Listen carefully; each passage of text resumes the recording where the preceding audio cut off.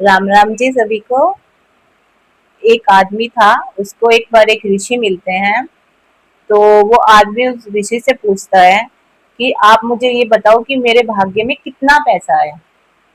तो उस ऋषि ने उसे बताया, पुराने टाइम की बात थी।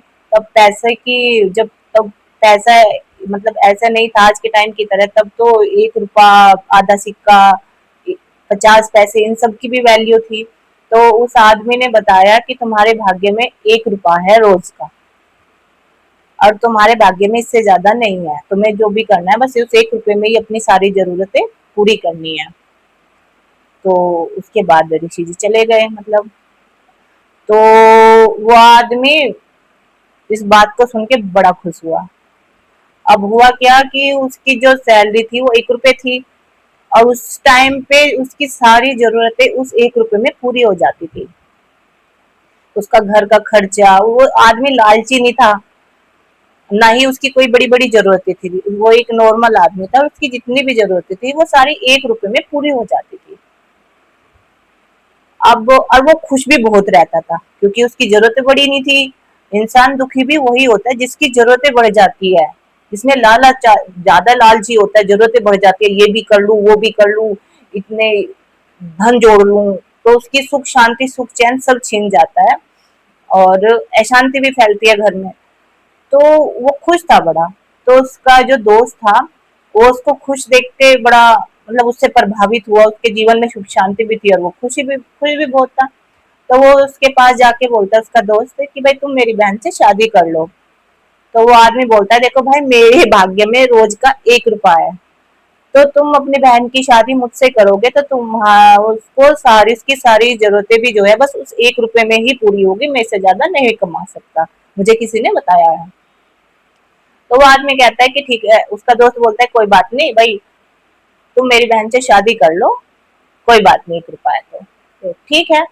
बात पक्की हो जाती है उसके रिश्ते की, उसकी बहन, दोस्त की बहन के साथ। डेट भी फिक्स हो जाती है शादी की। तो उसके फिर क्या होता है, कुछ टाइम के बाद उस आदमी की सैलरी बढ़ जाती है और 11 रुपए हो जाती है। तो वो बड़ा उससे आगे, मतलब हैरान हो गए ये देख के कि ऐसा कैसे भाई, मेरे इतने ऐसे 11 रुपए कैसे बढ़ गए, मेरी किस्मत में तो रोज का 1 रुपया ही था, मतलब मैं 1 ही रुपया था, अब रोज के 11 रुपए हो गए, ऐसा कैसे है। अब रोज की उसकी जो, मतलब जो उसकी सैलरी इस हिसाब से बढ़ेगी, उसके रोज के 11 रुपए हो गए। तो वो फिर से ऋषि के पास गया और उनसे बोलने लगा कि आपने तो कहा था कि मेरे भाग्य में रोज का 1 रुपया है, अब ये 11 रुपए मुझे कैसे मिलने लगे, इसका मतलब आप झूठ बोल रहे थे। तो ऋषि ने उससे कहा, नहीं, पहले तुम ये बताओ कि तुम्हारा किसी के साथ कोई रिश्ता पक्का हुआ है क्या, तुम्हारी कोई शादी वादी होने वाली है क्या, या कोई बात हुई हो ऐसी। तो उसने कहा, हाँ, मेरा रिश्ता पक्का हो गया, मेरी शादी होने वाली है। तो फिर ऋषि ने कहा कि जो तुम्हारी पत्नी है, उसके भाग्य से तुम्हें, अब तुम्हारे 10 रुपए बढ़े हैं, तुम्हारे किस्मत में तो रोज का 1 रुपया ही था, पर तुम्हारी पत्नी की किस्मत की वजह से तुम्हें 11 रुपए मिल रहे हैं रोज के। तो तुम एक काम करना कि ये जो 10 रुपए जो बड़े हैं तुम्हारे, उन्हें जमा करना, और जो शादी होगी तुम्हारी उसमें खर्च कर लेना, बाकी अपने पैसे सेव कर लेना, आगे जैसे बढ़ेंगे तुम घर वर बनाना अपना, मतलब आगे का काम करना। तो उसने कहा ठीक है। उसके बाद शादी हो गई, सारे काम हो गए, सब बड़े बड़े खुशी खुशी से रह रहे थे। उसके कुछ महीने के बाद उसकी जो पत्नी होती है वो गर्भवती हो जाती है। तो जैसे उसकी पत्नी गर्भवती होती है तो उसके कुछ टाइम के बाद फिर उसके रोज के 31 रुपए हो जाते हैं, उसकी सैलरी बढ़ जाती है।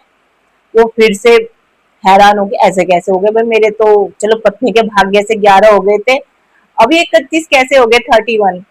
तो वो फिर इसी के पास जाता है और उनसे कहता है कि आप ये बताओ कि मेरी इतने सारे पैसे कैसे बढ़ गए, कुछ गड़बड़ तो नहीं है। तो ऋषि ने कहा कि तुम ये बताओ कि तुम्हारी वाइफ, गर्भ तुम्हारी जो पत्नी है वो गर्भवती तो नहीं है, या कोई घर में कोई बच्चा तो नहीं होने वाला। तो उसने कहा, हाँ, मेरी पत्नी गर्भवती है और बच्चा होने वाला है। तो उसने कहा कि उस बच्चे के भाग्य से तुम्हारे 20 रुपए बढ़े हैं, नहीं तो पहले तुम्हारे 11 ही थे, पर उस बच्चे की किस्मत से तुम्हारे ये 31 रुपए हो गए। तो फिर ऋषि ने उसे समझाया कि हर इंसान अपना भाग्य लेके आता है, जो भगवान को मतलब हर इंसान की किस्मत में पैसा अलग अलग होता है। तुम्हारी किस्मत में 1 रुपया था, तुम्हारी पत्नी के आने से 11 हो गए, बच्चे के आने से 31 हो गए। तो सबका भाग्य अलग होता है। घर में जो पैसा आ रहा होता है वो पता नहीं किसकी किस्मत से आ रहा है। कभी पत्नी की किस्मत से ज्यादा पैसा आ जाता है, कभी बच्चों की किस्मत से ज्यादा पैसा आ जाता है। पर इंसान ये सोचता है कि ये सब तो मैं कमा रहा हूँ, मेरी वजह से होता है। आपने देखा होगा बहुत सारे आदमियों में इतना घमंड रहता है कि मैंने तो इतना सब कमा दिया, इतने घर बना दिए, गाड़ी बंगला, मैंने तो ये कर दिया वो कर दिया, जबकि पता नहीं ये सब कुछ उसकी पत्नी के भाग्य की वजह से हो रहा है या उसके बच्चों के भाग्य की वजह से हो रहा है, घर में जो हो रहा है। तो इंसान को कभी भी अहंकार नहीं करना चाहिए कि मैंने सब कुछ कर दिया, मेरी वजह से हो रहा है। हर ये पता नहीं किसके भाग्य से हो रहा है। आपको मेरी कहानी अच्छी लगी हो तो प्लीज वीडियो को लाइक कर दीजिए, चैनल को सब्सक्राइब कर लीजिए। बाय।